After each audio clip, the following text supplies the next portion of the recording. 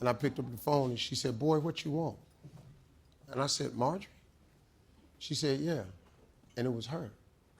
And so I said, first thing I asked was, so how your punk ass husband doing? Because I heard she had got married. So she said, I've been divorced 3 years. I bought a jet the next day, went to Memphis. She walked across that lobby. I saw her walking across the lobby. I said, I bet she don't get away this time. That was it. A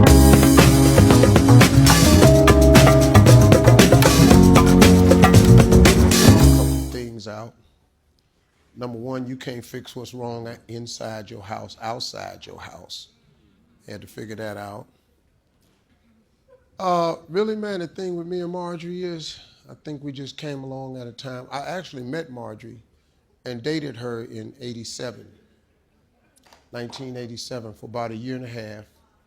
Then I got in a lot of trouble. I met her in Memphis. We dated for about a year and a half. I got in a lot of trouble.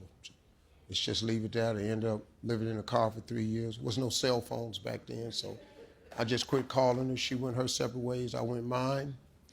She got married. I got married. We both had our sons at the same time, born in the same year. We both had our second children born in the exact same year. And then I got divorced in 2005. I was gambling.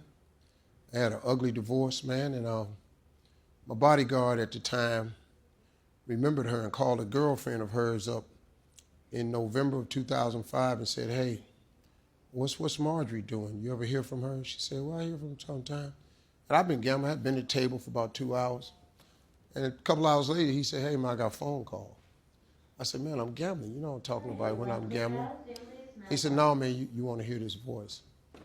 And I picked up the phone and she said, boy, what you want? And I said, Marjorie? She said, yeah. And it was her. And so I said, first thing I asked was, so how your punk ass husband doing?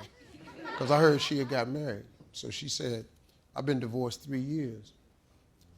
I bought a jet the next day, went to Memphis. She walked across that lobby. I saw her walking across the lobby. I said, I bet she don't get away this time. That was it. Here's the other part of the story. The first night I met her, I was a comedian on stage at this club called the Comedy Zone in Memphis. And she came in late.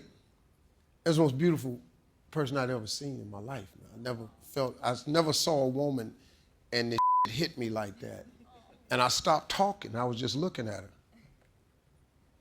And the audience was laughing because I was just staring at this woman. And I said, excuse me. I said, I don't know who you are. This was the very first thing I said to her. I said, I don't know who you are, but I'm going to marry you one day. She said, you don't even know me. We're married today. I knew the first time I saw her. But that phone call kind of changed it for me. Then after that, we've been like, I mean, man, I found the chick of my dreams, man.